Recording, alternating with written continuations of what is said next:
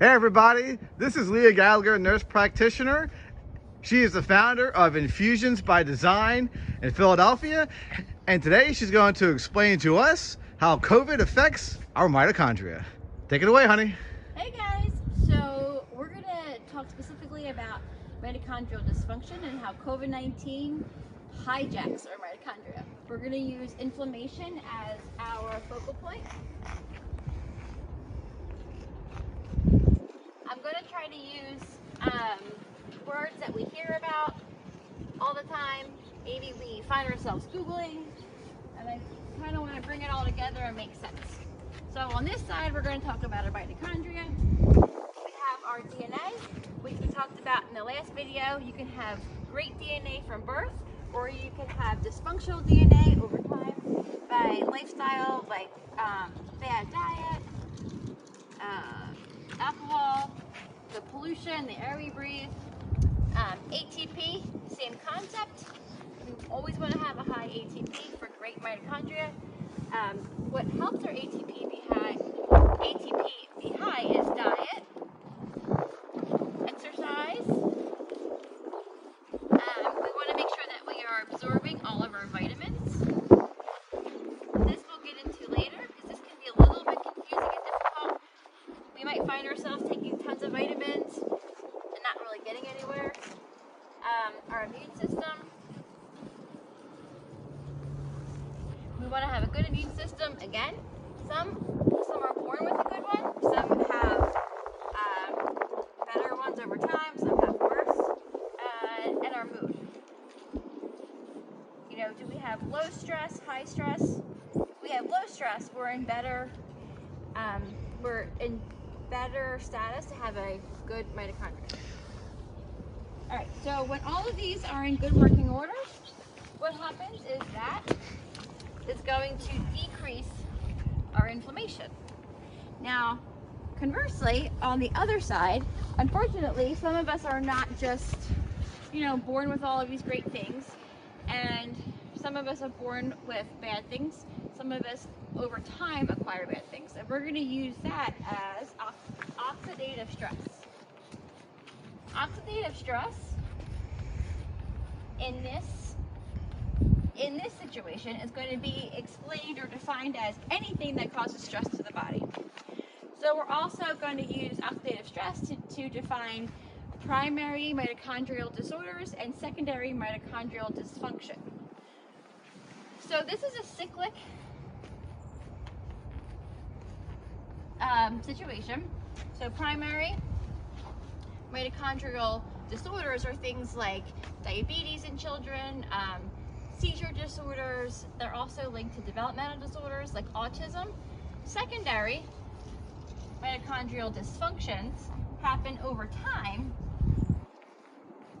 again due to lifestyle, dietary issues, and a lot of the times these are cyclical due to our bodies continuously trying to fight off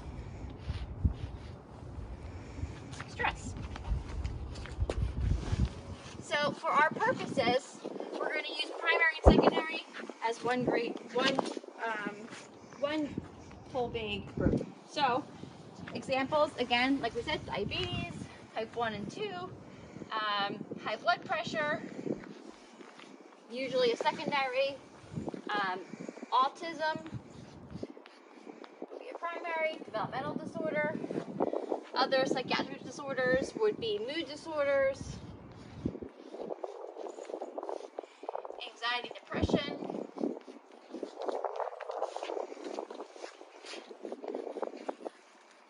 And I'm sorry, to clarify, autism is not a psych disorder. I don't want anybody to get confused with Is it that. developmental disorder? Correct. Yes. It is kind of kidney disease,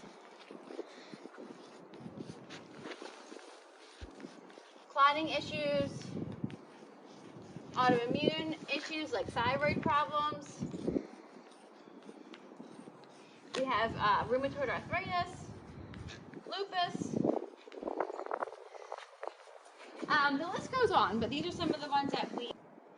Okay, so when this side happens, what happens with inflammation is this leads to an increase in inflammation. So moving on to how this... So the more stress we have in our lives, the increase of inflammation we have, right? Correct. Okay. And stress is that big long list. So now what happens is, you know, here we have COVID, right? COVID-19 comes in. All right, so COVID-19 is just going to, like we said, hijack your mitochondria. All right, so here we are, and it's putting pressure on our bodies to do the right thing. Okay? So we have COVID putting pressure on our bodies, which is putting pressure on our already pre-existing inflammation. What we don't want to happen is we don't want the COVID-19 virus to put so much pressure that we have nowhere to go, right? When we have nowhere to go, that's when something happens called a cytokine storm. Again, this might be something that you've heard about, but really don't understand. Very complex. The easiest way to explain it is, since we're talking about hijacking your mitochondria, same thing like hijacking a plane. There's one person and there's a plane full of, I don't know how many people. Maddie, how many people are on a plane? Say 250.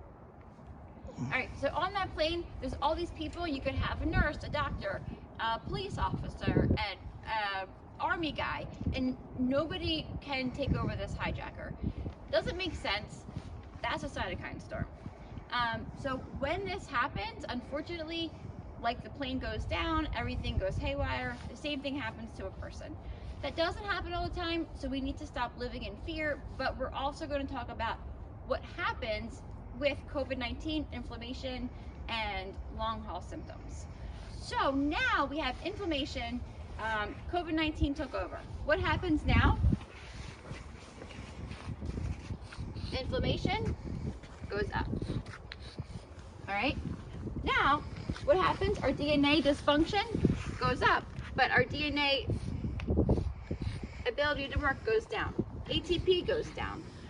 ATP goes down. We don't want to eat right. We don't want to exercise. You're tired. Your vitamins aren't absorbing. Your immune system is weak. About it. Yep. Your mood. Oh, that's like bad news. Your stress. Oh my gosh. Stress goes up. And we think about all of this stuff in relationship to COVID-19 symptoms. Brain fog, fatigue, shortness of breath, can't exercise, depressed. It's all starting to make sense, all right? Now we go over to this side. Now, all of this stuff, our inflammation, guess what, guys? Still going up. But now you see that we don't have an even balance at all. All of this stuff over here, again, it's all cyclic, guys. So now, somebody who previously did not have an autoimmune disorder, did not have something like a thyroid problem, right? Did not have RA, did not have lupus, did not have diabetes. All this stuff starts to happen. And it's just a cascade. All right, everybody.